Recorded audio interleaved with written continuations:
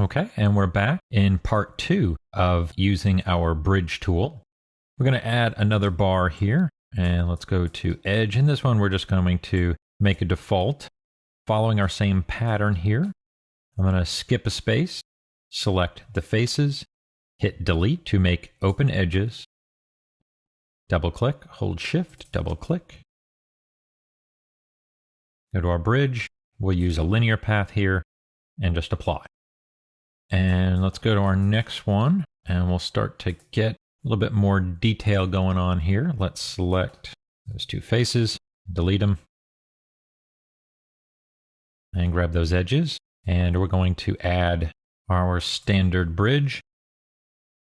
And then in either the channel box or the attribute editor, we'll go in and make some changes. I'm going to change my curve type to blend. I'm going to add that 720 twist with 20 divisions. Then I'm going to scroll down, and below here we have the taper curve attributes. So I could just use the slider, and that will taper the dimensions of the bridge going across the length of that. But I'm going to leave that at 1, and instead what we can do is add more detail by using our graph that we have here. Now on this graph, we're allowed to add individual keys. Notice I can just click and drop a key somewhere in between here, and that will affect the shape or the taper of the length of that bridge. So I'm going to set my first key. Let's grab this guy here and let's drop it down to 0.5. And I can type in the value if I need to as well. And let's grab this key right here. And move that out to a position of 0.4. And I'm going to add another one here. I'm going to drop that at 0.6. And let's just set these both here. I'm going to set those to 0.5 just for the time being. And let's add another key right here in the middle at 0.5. And I'm going to raise this up. And this will create just a little bit of a bubble inside of there. But I want that to be larger. Well, what we can do is exceed the selected value. Right now it's at 1. I want it to be larger. We just can type in a value right there. And I'm going to type in 2. And now we get more of a knot kind of going through twisting effect.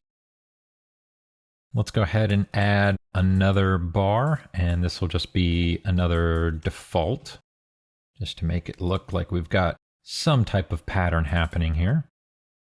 Go to Edit Mesh, and we'll just choose Bridge. Let's do that.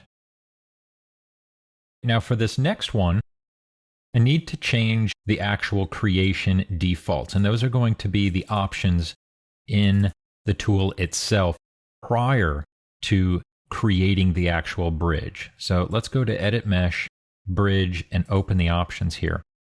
What I want to do is change this to Smooth Path plus Curve. Now we cannot do this one after the fact.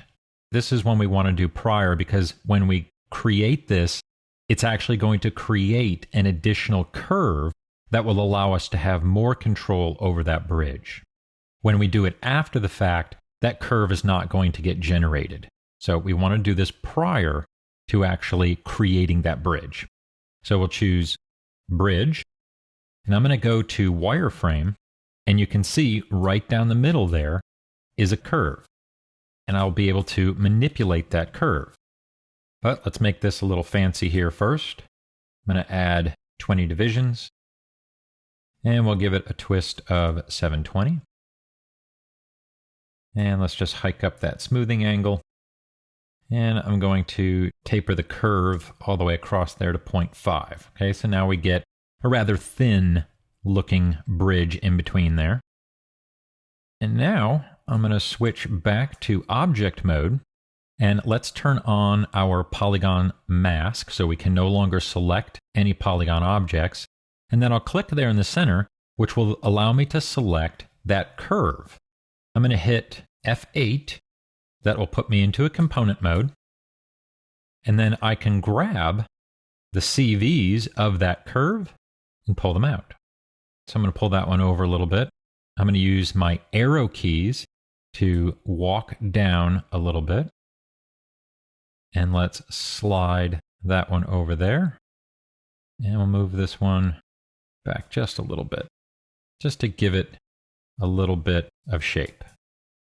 And it looks like our normals are a little off there. So let's turn our selection mask back on there so we can select our polygons.